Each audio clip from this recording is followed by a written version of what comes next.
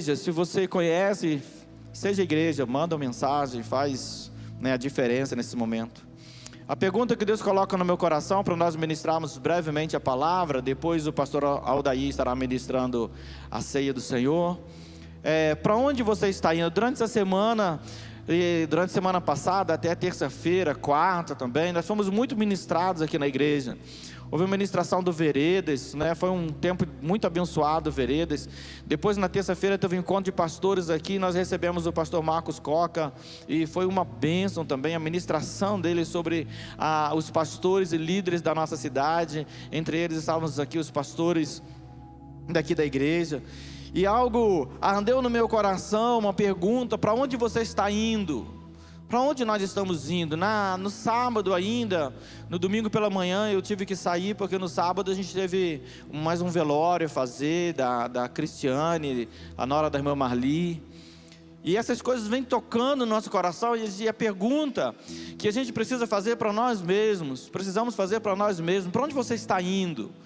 E eu prometo a você que você só vai fazer isso essa vez. Você vai perguntar para a pessoa que está do seu lado aí: para onde você está indo? Na sua vida espiritual. Para onde você está indo na sua fé? Para onde você está indo? Eu quero compartilhar com você a palavra do Evangelho de Lucas, capítulo 15. A partir do versículo 11 você vai encontrar a parábola do filho pródigo. Quantos conhecem a parábola do filho pródigo?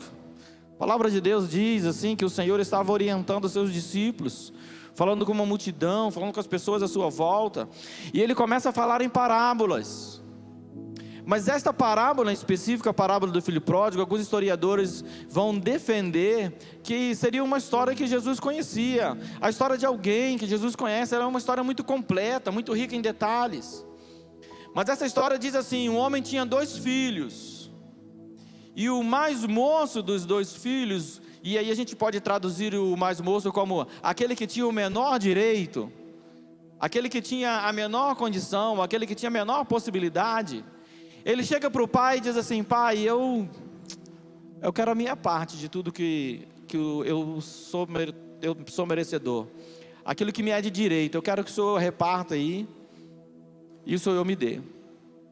Dentro dessa ação desse filho, existe todo um contexto teológico, judaico, que a gente precisa compreender.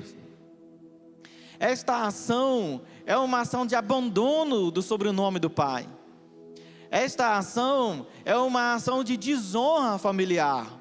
Um filho chegar para o pai e dizer assim: eu não quero mais ser reconhecido pelo seu sobrenome, eu não quero mais ser da sua família, eu não quero mais fazer parte da sua casa. E esse filho chega para o pai com essa arrogância, com essa autoridade dentro do coração, com essa autonomia dentro do coração, e ele fala assim: olha, eu quero a minha parte. E talvez pela pouca idade ele ache que já tenha trabalhado muito para ter direito a algo que possa dizer assim, verdadeiramente seu. E o pai, com o coração aberto, ele não discute com o filho. O pai faz as contas lá, separa aquilo que é direito do filho e entrega o filho.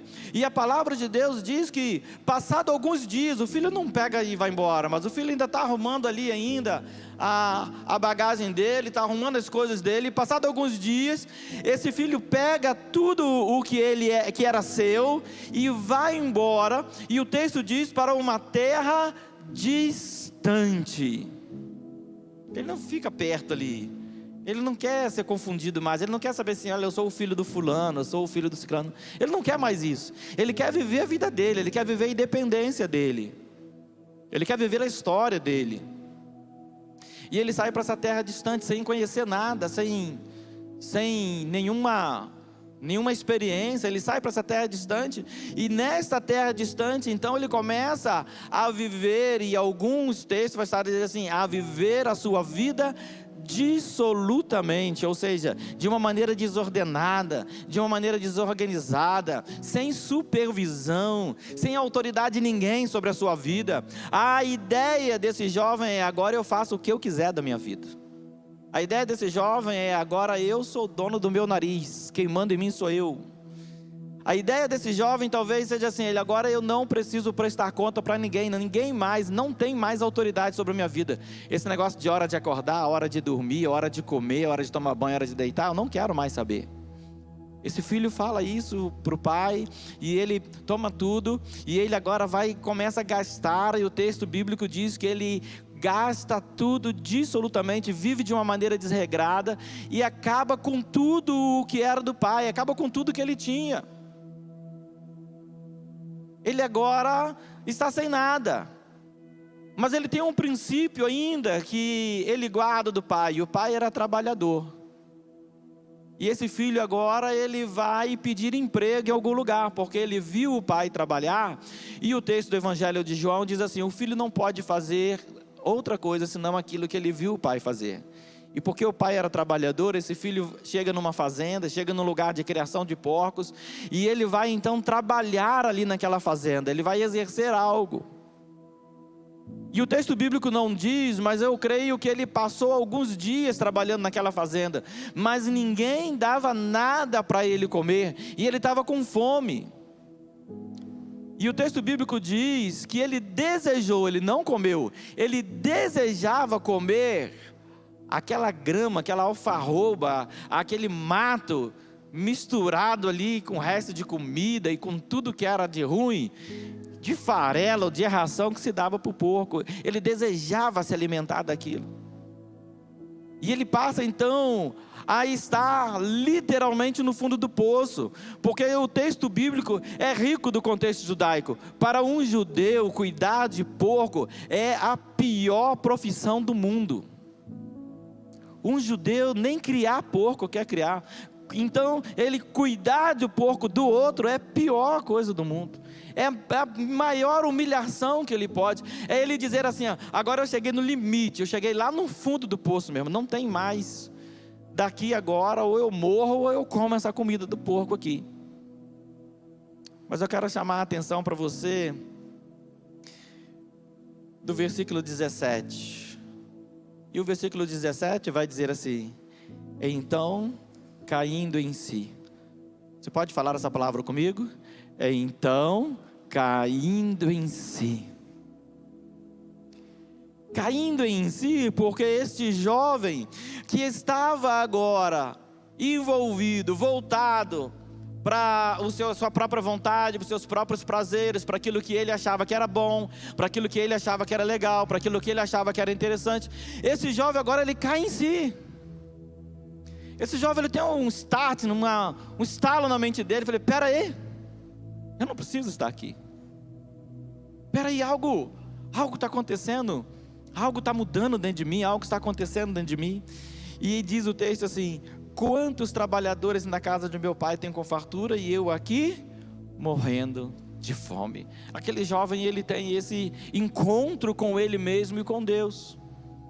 Enquanto ele vai traçar alguns passos que nós vamos passar a discorrer agora, que muitas vezes eu e você na nossa história, mesmo sem a gente ter a intenção, mesmo sem a gente ter a vontade declarada verbalmente no nosso coração, a gente acaba tomando alguns passos que esse jovem tomou antes de cair em si.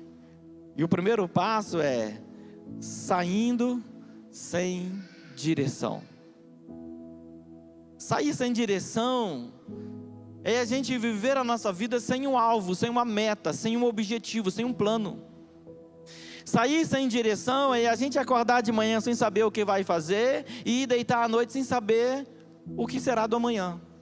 Sair sem direção é a gente não se incomodar com a necessidade dos outros, com a vida dos outros, com a personalidade do outro, com as pessoas até que estão cuidando de nós. Sair sem direção foi o primeiro passo que esse jovem deu. E quando a gente sai sem direção, quando eu e você saímos sem direção, quando nós não queremos mais ouvir o Senhor. Aquele jovem ele não queria mais ouvir o pai. O pai tinha regras, o pai tinha limites, o pai tinha autoridade, O pai tinha algo a ensiná-lo e o pai tinha regras a serem seguidas. Mas quando aquele jovem, ele pega uma idade, quando aquele jovem, ele entende que ele já consegue já tomar banho sozinho, se vestir sozinho, já consegue já se virar sozinho, e fala assim: opa, me dá o que é meu, porque agora eu vou sair, e sem direção, eu vou sair e eu que vou saber da minha vida. Agora, a palavra de Deus, em Isaías capítulo 1, versículo 19, diz assim: se estiverem dispostos e me ouvirem, vocês comerão o melhor dessa terra. O texto da Almeida Atualizada diz: se quiserem e me ouvirem. E o que acontece? O que a gente precisa compreender nesse contexto? O que a gente precisa compreender nessa palavra? Que há necessidade do nosso coração desejar, porque muitas vezes, irmãos, nós estamos aqui e nós temos tudo. Nós estamos na casa do Pai, nós temos tudo. Nós estamos na igreja, debaixo da dispensação do Espírito Santo de Deus, e nós temos tudo. Mas o nosso coração não está disposto a ouvir. O nosso coração não está disposto a obedecer. O nosso coração não está disposto a seguir a autoridade de ninguém. Eu não vou seguir ninguém. Eu não quero ouvir pastor, eu não quero ouvir líder de ministério, eu não quero ouvir louvor, eu não quero ouvir os mais antigos da igreja, os anciãos, eu não quero ouvir ninguém. E aí a gente rompe com tudo isso e a gente sai sem direção, sem supervisão e sem cuidado. O nosso coração não quer. A gente tem tudo. Aquele filho na casa do pai tinha tudo, mas o coração dele já não estava mais em casa. A gente sai sem direção quando quando achamos que já estamos prontos. Quando achamos que já estamos prontos. Quando a gente acha que a gente já é forte o suficiente. Jesus sobe para orar e leva com ele os discípulos. Aí pega mais 2 e leva mais perto.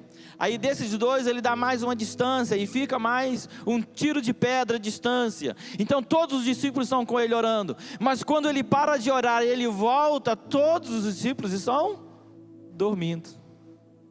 Aí ele briga com os discípulos, ele vai de novo, ele fala de novo: olha, não pode ser assim, nós precisamos orar.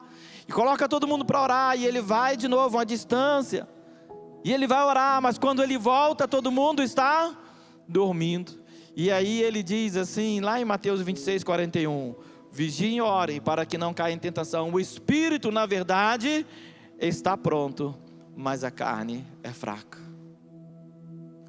Eu tratei e cuidei de um irmão em São Paulo que ele era adicto. Ele recuperado de drogas. E ele falou algo comigo que acontece muito na nossa vida espiritual. Ele falou assim: pastor, a gente não cai quando a gente sai da clínica. A gente não cai quando a gente está ali sendo tentado, não. A gente cai quando a gente acha que a gente já está forte e que a droga não tem mais nenhum poder sobre nós. Quando a gente acha que a gente já está poderoso, que a gente já venceu o vício, que a gente não tem mais que se preocupar com o vício, é aí que vem. É aí que vem o problema. Quando a gente acha que está pronto, quando a gente acha que é forte sozinho, quando a gente acha que não depende de ninguém. Eu não sei se você já ouviu ou ouvi muito alguém dizendo assim: a pior coisa no mundo é você depender dos outros. Só que eu tenho uma realidade triste para te falar. Nós nascemos dependendo dos outros e vamos morrer dependendo dos outros, porque caixão não vai sozinho para a cova. E você também não nasceu sozinho. Nós nascemos, vivemos e morremos sob a dependência do outro. A roupa que nós estamos vestindo, nós não, mas eu tenho dinheiro e eu comprei a roupa. Mas se alguém não fizesse a roupa, você não ia ter roupa para comprar. O carro que mas eu tenho um bom carro, mas se alguém não fizesse lá o carro, alguém vendesse o carro, você é totalmente dependente. Nós somos totalmente dependentes. Mas muitas vezes, no nosso heroísmo espiritual, a gente acha: não, eu estou pronto, eu sou forte, eu sou o cara, pode vir, eu vou pegar o demônio pelo chifre hoje, eu vou sacudir ele, eu vou jogar ele lá longe. Não vai, querido, não vai. Ou você vigia e ora, ou você vai cair na tentação, porque a carne é fraca. Mas, pastor, então eu sou um falso crente, eu sou um mau crente. Não, você é um cara bom, você é uma mulher boa, você é uma pessoa boa. O grande problema é que você está achando que você é forte sozinho, como o apóstolo Paulo, que vai, enfrenta o inimigo e vai a Deus: Senhor, o que eu faço? E Deus olha para ele e fala: minha graça te basta, o meu poder se aperfeiçoa na sua fraqueza. De vez em quando é bom a gente reconhecer que nós somos fracos. O que acontece com esse jovem em Lucas 15:17? Opa, peraí, eu estou caindo em si. Eu dependo do meu pai, eu preciso do meu pai, eu não dou conta sozinho, eu não consigo fazer sozinho. E esse jovem agora, ele tem algo no coração, mas antes disso, ele achava que estava pronto, e ele sai sem direção, achando que estava pronto, e ele cai no pior dos vales. A gente sai sem direção quando nós desistimos de seguir o caminho certo. Você já viu gente que desistiu, fez tudo certo na vida, e quando chegou no final da vida, falou assim: agora eu vou chutar o pau da barraca, eu não quero mais saber de fazer certo. Tinha uma família muito espiritual, que nos acompanhava no ministério. Há pouco tempo liguei para eles e falaram assim: pastor, nós não queremos mais saber de igreja. Nós não queremos mais saber de igreja, nós cansamos de igreja. Muitas vezes no nosso coração a gente se cansa.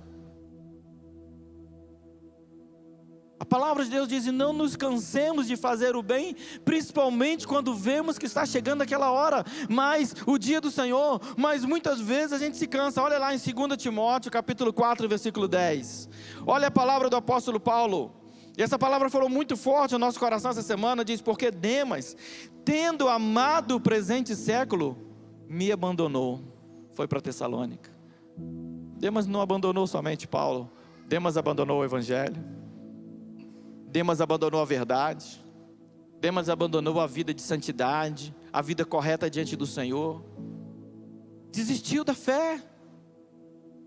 A palavra de Deus diz: no final dos tempos muitos se apostatarão da fé, ou seja, deixarão de acreditar, porque achavam que estavam fortes, achavam que estava tudo bem, achavam que estava tudo caminhando, tudo seguindo, mas de repente deram de frente com a sua própria fraqueza, deram de frente com a sua própria incapacidade, deram de frente com a sua própria inabilidade. Esse jovem, ele sai sem direção. Mas na verdade, o segundo ponto diz: quando aquele jovem escolhe um lugar para ir, ele escolheu o lugar errado. Ele foi para uma região do Egito, e nessa região do Egito houve uma grande fome. Sabe para onde esse jovem estava indo? Sem perceber, esse jovem estava indo em direção ao caos. O provérbio vai dizer assim: há caminhos que aos olhos dos homens parecem bons, mas no final levam à morte. Há caminhos que para a gente diz assim: não, eu sei o que é melhor para mim. Isso aqui, ó, eu tiro de letra. Eu sei passar por aqui. Eu já fiz isso aqui muitas vezes. Eu sei fazer. Eu consigo. E eu vou sozinho. Não precisa de ninguém comigo.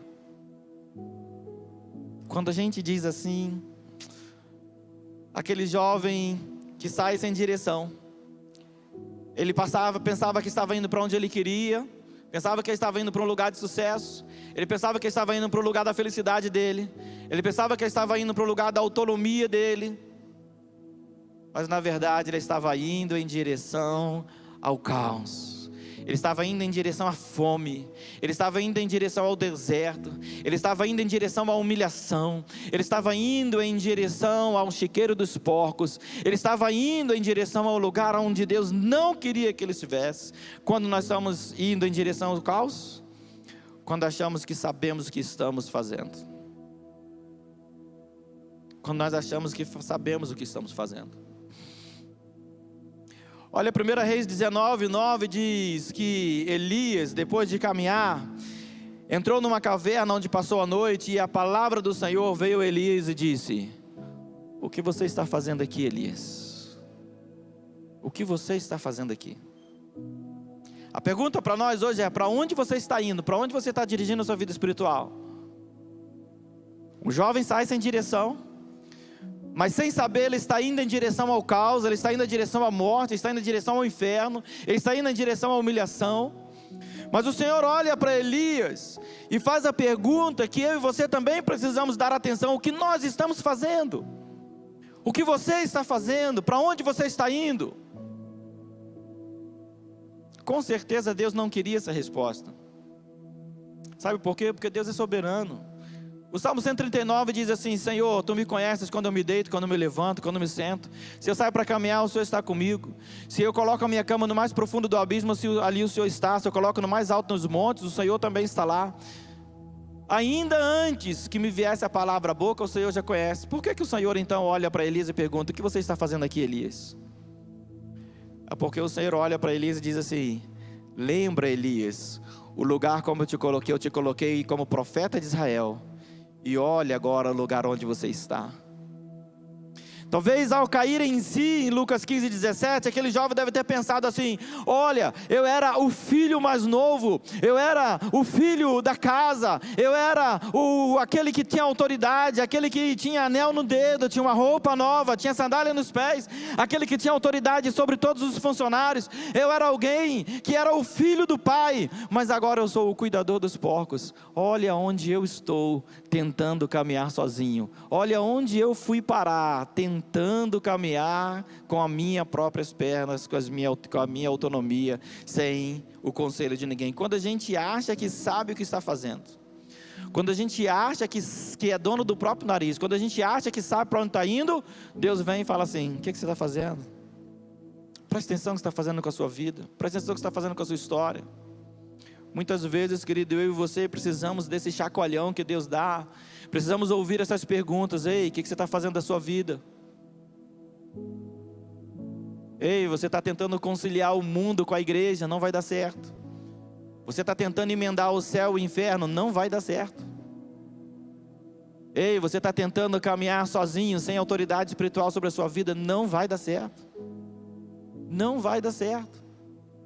Mas o interessante, que tanto no caso de Elias, quanto no caso desse jovem, Elias sai, Elias vence 450 profetas de Baal, desce o Monte Carmelo, passa na cidade, deixa o moço, entra no deserto, caminha, e para ali, e dorme cansado. Quando ele acorda tem comida. Deus não só não repreende, como alimenta ele. Quando ele acorda, os corvos tinham trazido comida para ele e água. Aí ele come, cochila de novo, depois acorda, come de novo e caminha mais 40 dias e 40 noites. Aí agora o Senhor lá na caverna olha para Elias e fala assim: o que você está fazendo aqui, cara? Não foi aí que eu te coloquei. Mas por que Deus não falou lá no monte: ó, agora você sustenta que eu sou contigo? Deus falou, Elias que não ouviu. Eu fico imaginando aquele pai, quando o filho olha para ele e fala assim: pai, seguinte, ó, acabou para nós, não quero mais seu sobrenome, toma aqui seu anel de volta, essa roupa que você me deu eu não quero, a sandália eu não quero, eu vou sair daqui somente com o dinheiro que eu tenho direito, com as coisas que a mamãe me deu, e eu estou vazando, não quero mais conversa contigo.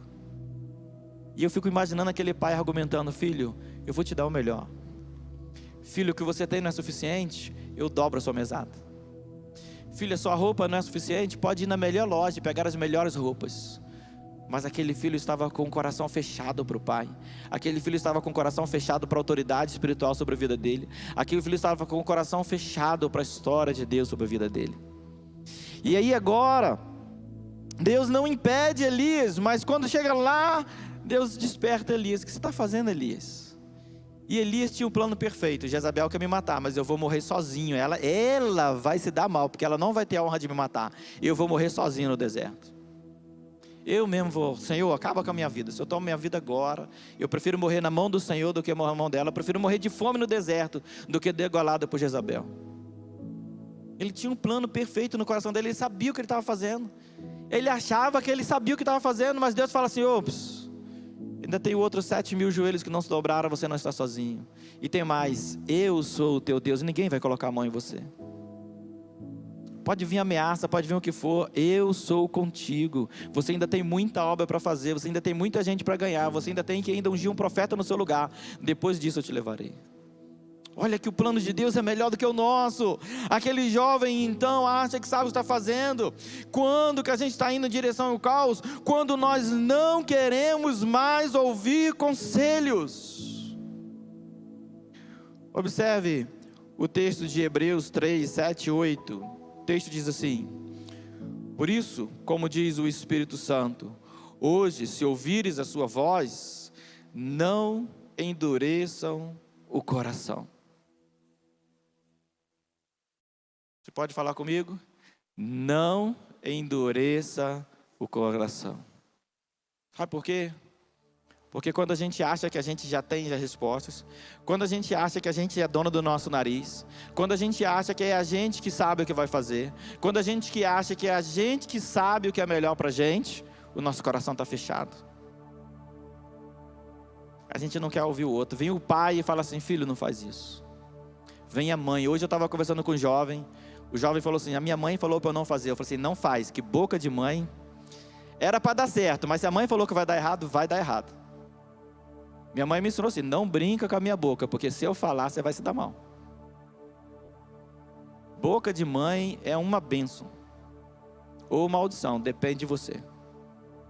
E aí então, aquele jovem, quando a gente sai sem direção, aquele jovem sai com um coração duro. E a gente com o coração duro, a gente não quer ouvir conselho, não quer ouvir o pai, não quer ouvir a mãe. Fala assim: filho, não faz isso. Filho, não faz, não vai por aí, você vai se dar mal. Em geral, os pais têm mais experiências. Em geral, existem pessoas que o Senhor coloca ao nosso lado para ser autoridade sobre a nossa vida, que tem uma palavra para liberar sobre nós. E os pais são os primeiros, os pastores são os segundos, as autoridades eclesiásticas estão nesse pacote aí. Olha, ouça os seus líderes, ouça os seus pastores, ouça os profetas de Deus, os homens e as mulheres de Deus que têm sido colocados na sua vida, ouçam eles. A maior tristeza do pastor é que ele entra no gabinete, aí o irmãozinho entra, a irmãzinha entra, aí fala: pastor, o que é que eu faço? Aí o pastor ora, Deus dirige, ministra, aí você vai e ministra a vida da pessoa: faz isso, isso, isso, isso. Aí a pessoa sai e faz tudo errado, faz tudo contrário. Aí depois volta assim: pastor, eu não fiz como o senhor falou. Não que o pastor seja mais inteligente, mais poderoso, não. Mas que se você ouvir o conselho, a palavra de Deus: se quiserdes e me ouvides, você vai comer o melhor. E o conselho de Deus vem pela palavra de Deus. Sabe quando que a gente sai em direção ao caos? Quando nós decidimos aventurar. Aquela pessoa que ela fala assim: olha, agora é o seguinte, eu vou aventurar. Lucas 15, versículo 13. Diz assim: passado não muitos dias, o filho mais moço, juntando o que tinha, partiu para uma terra distante, e lá desperdiçou todos os seus bens, vivendo de forma desenfreada. Aquele jovem diz assim: eu vou aventurar. Agora é o seguinte, ninguém me segura. Agora sou eu na face da terra e mais ninguém. O grande problema, irmãos, é que nós, muitas vezes, sem perceber, nós estamos decidindo aventurar na nossa vida espiritual. Nós estamos decidindo aventurar com Deus. Mas tem uma frase muito interessante que eu aprendi logo novo na fé: não brinque de ser crente, porque o diabo não brinca de ser diabo. Se ele encontrar uma brecha na sua vida, ele vai entrar e ele vai arrebentar com tudo, com a sua família, com a sua casa, com o seu lar, com tudo que você tem. Não brinque. Coloque a sua vida espiritual em dia. Não aventure na sua vida espiritual. Tenha um discernimento, entendimento para onde você está indo, qual direção você está tomando, quem são os seus conselheiros, quem são os seus ajudadores na sua caminhada espiritual. Mas de repente, aquele jovem que em Lucas 15, 17 cai em si, aquele jovem que tem um insight: peraí, eu estou no lugar onde não era para eu estar, porque até os trabalhadores da casa do meu pai têm pão com fartura, e eu aqui estou passando fome. Aquele jovem, ele tem um encontro com ele mesmo, aquele jovem tem um encontro com Deus: eu estou indo no caminho errado. A frase que Deus coloca no coração daquele jovem: eu pequei contra o meu pai, eu preciso voltar e consertar, eu preciso voltar e resolver isso. Então a palavra final desse jovem é: eu irei para o meu pai. Você pode falar comigo? Eu irei para o meu pai. Quando alguém perguntar para onde você está indo, eu irei para o meu pai. E observe que interessante, que Jesus diz: eu vim para fazer a vontade do meu pai. Mas no final do ministério, Jesus reúne os discípulos e ele diz assim: eu irei para o meu Pai. Jesus, ele entende o caminho dele. Jesus, ele não veio ao mundo desperdiçar tempo. Jesus, ele não veio ao mundo gastar fartura, não. Jesus veio ao mundo cumprir um propósito, e cumprido esse propósito, ele diz: eu estou indo para o Pai, e eu vou preparar lugar, para que onde eu estiver, estejais vós também. Ouvi uma frase muito interessante, pela boca do reverendo Hernandes Dias Lopes, que eu não sei se é de autoria dele, mas diz que tem gente que morre como se nunca tivesse vivido, e vive como se nunca fosse morrer. A gente passou por um período de pandemia, passamos por um período de grande dificuldade, grande luta.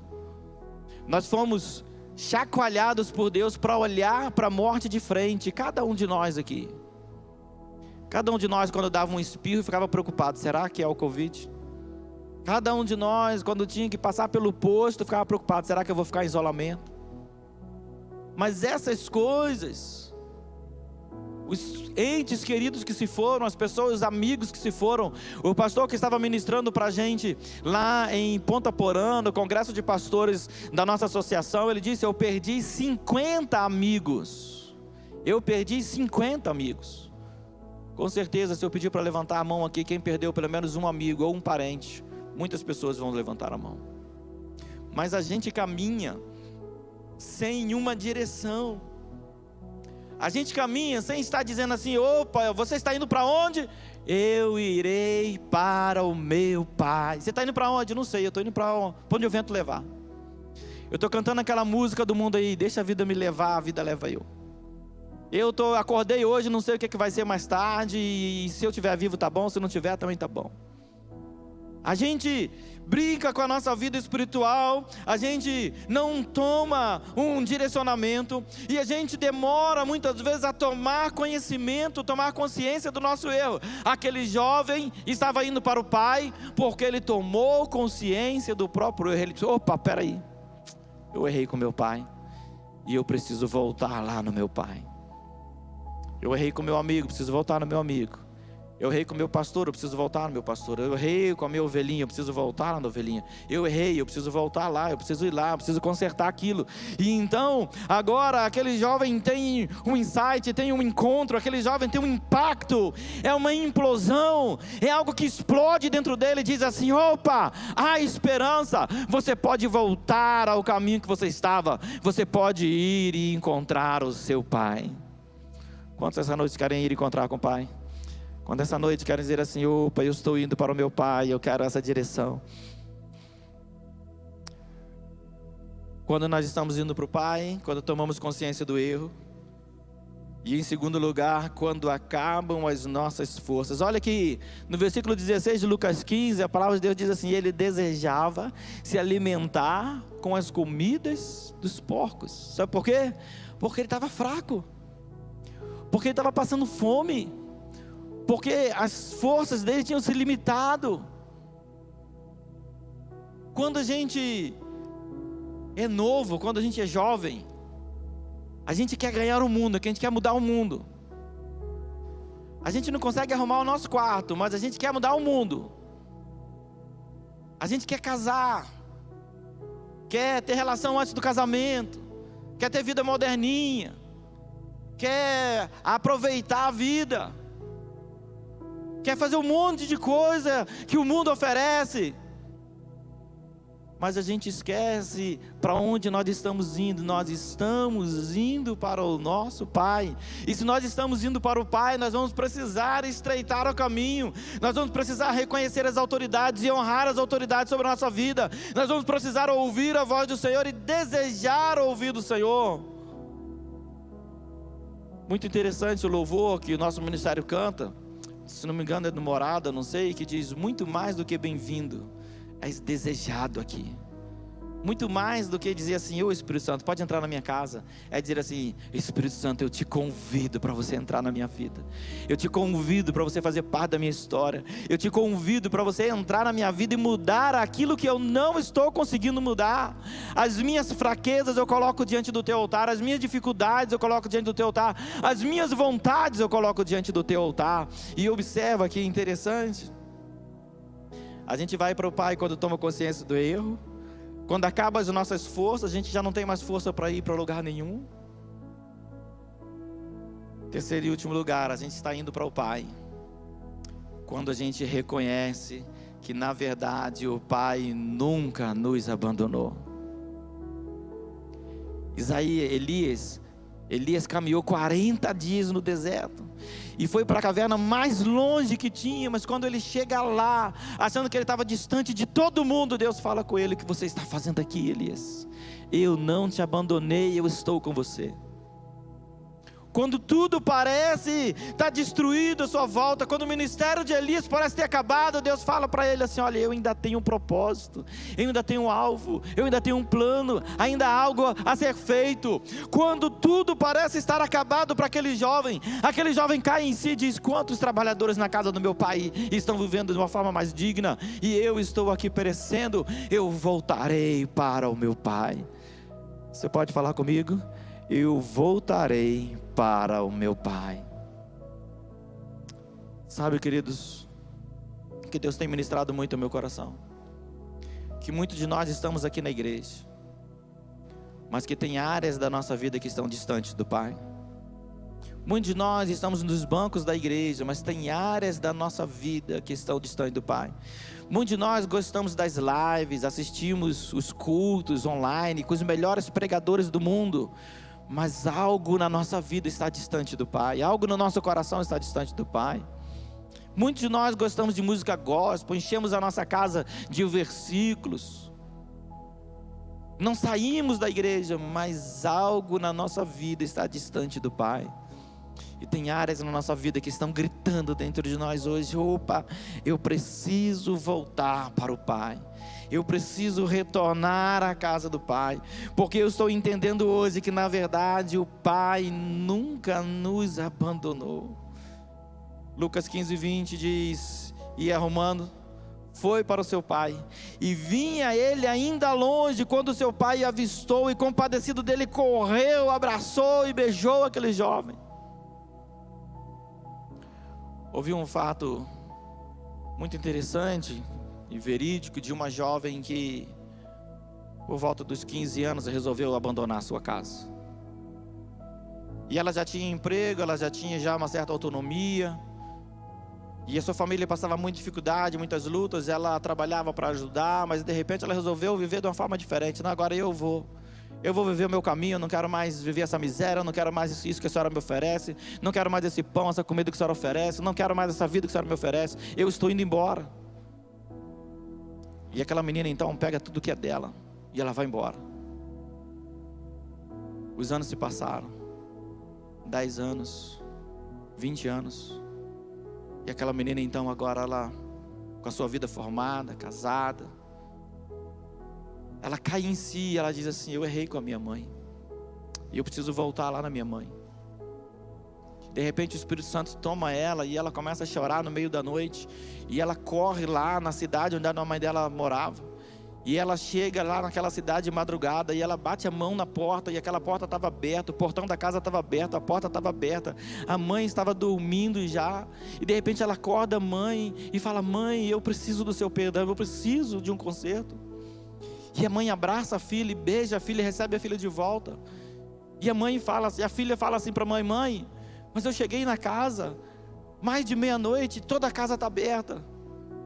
E aquela mãe olha para aquela filha e diz: filha, desde o dia que você foi embora, eu nunca mais tranquei essa porta. Sabe por quê? Porque o coração do pai e o coração da mãe estão sempre abertos para o filho. O coração de Deus está sempre aberto para olhar para você e dizer assim: olha, não importa qual é a área da sua vida que está longe, o meu coração está aberto para te receber. As minhas mãos estão abertas para te abraçar. Aquele pai pega o filho agora e troca a roupa do filho. Olha, pega lá uma roupa nova, pega a sandália, coloca nos pés, pega o anel dele, coloca de volta no dedo dele. E tem um detalhe nesse texto: tragam o novilho cevado. Não é um novilho qualquer. O pai todo dia olhava para o portão e dizia assim: ainda não foi hoje, mas a qualquer momento meu filho volta. Ainda não foi hoje, mas a qualquer instante minha filha volta. Ainda não foi hoje, mas a qualquer momento ele volta. O portão não vai ser mais trancado. A casa está aberta. Eu estou esperando, meus braços estão abertos, a roupa está preparada e o novilho está sendo preparado. E a palavra de Deus diz que houve uma grande festa, porque aquele filho voltou para a casa do pai.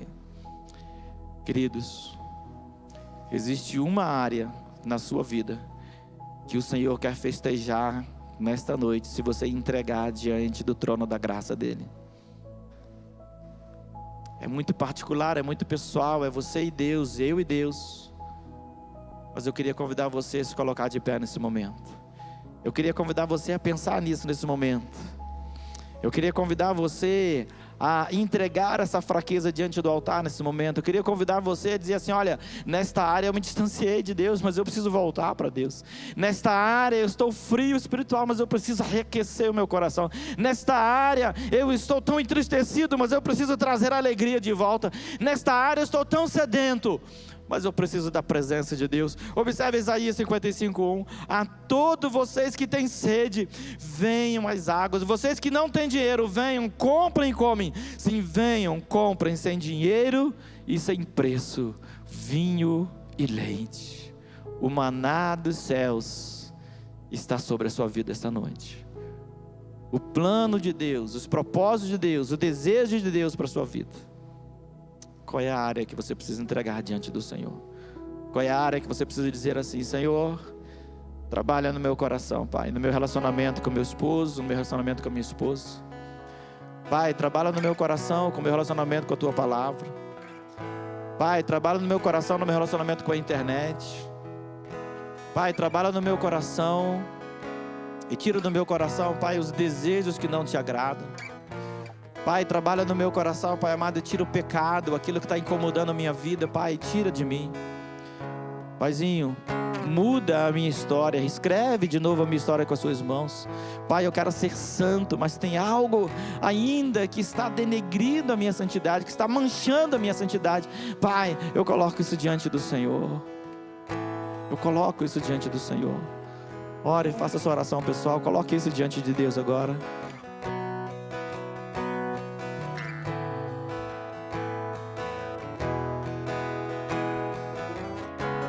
Traz luz para sombras, escala as montanhas pra me encontrar. Derruba muralhas, destrói as mentiras pra me encontrar. Traz luz para sombras, escala as montanhas pra me encontrar. Derruba as muralhas, destrói as mentiras pra me encontrar. Traz luz para sombras, escala as montanhas pra me encontrar. Derruba muralhas, destrói as mentiras pra me encontrar. Luz para sombras, escala as montanhas pra me encontrar. Derruba a muralha, destrói as mentiras pra me encontrar. Traz luz para sombras, escala as montanhas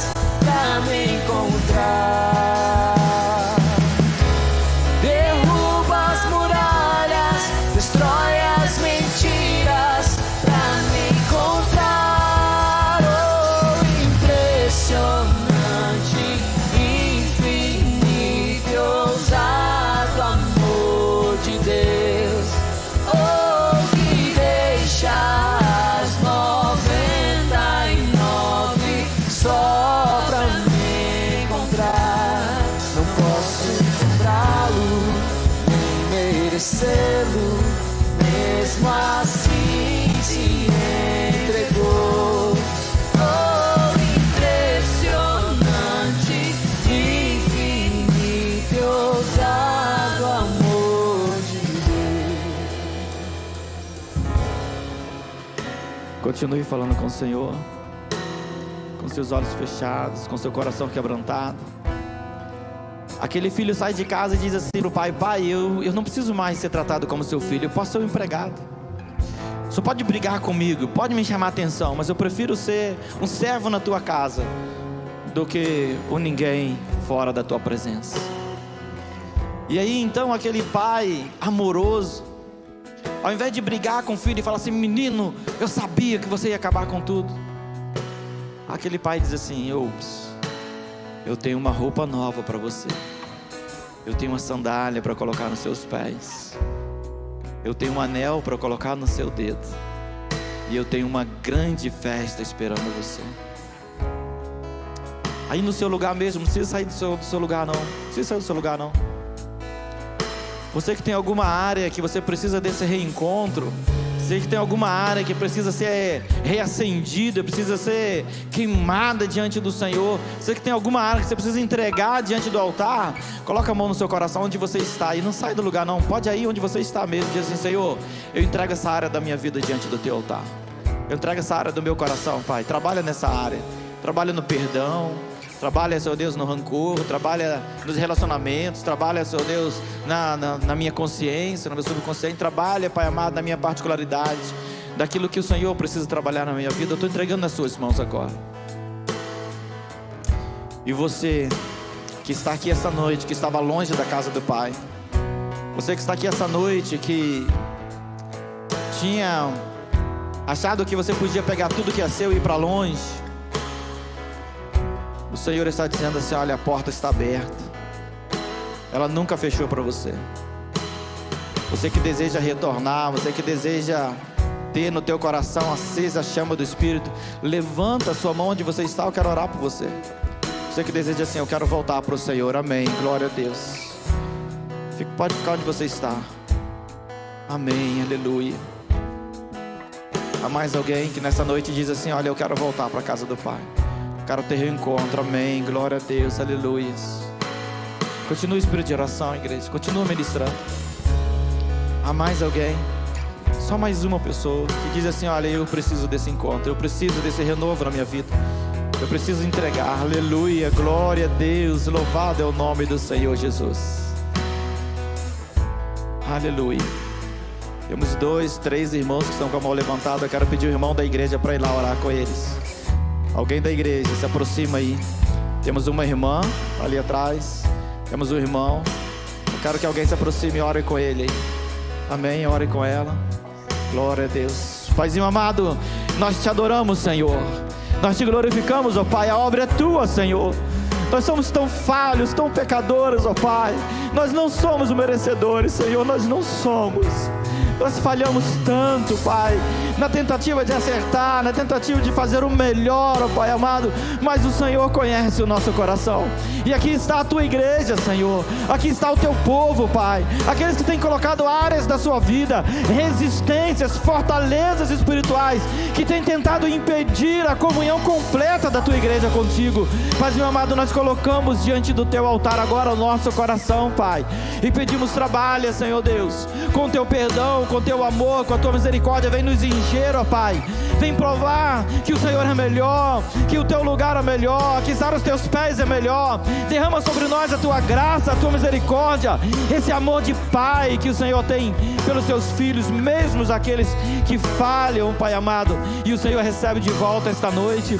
Paizinho amado, essas vidas que se levantam e dizem assim: eu quero renovo, eu quero mais de Deus na minha vida, eu quero voltar para a casa do Pai. Senhor Deus, acolhe em nome de Jesus com carinho, acolhe com amor, com a tua graça, com a tua misericórdia. Enche a tua presença, Pai amado, cada vida nesse lugar, e a glória do teu nome seja resplandecida, engrandecida é o nome do Senhor Jesus, em nome de Jesus, amém.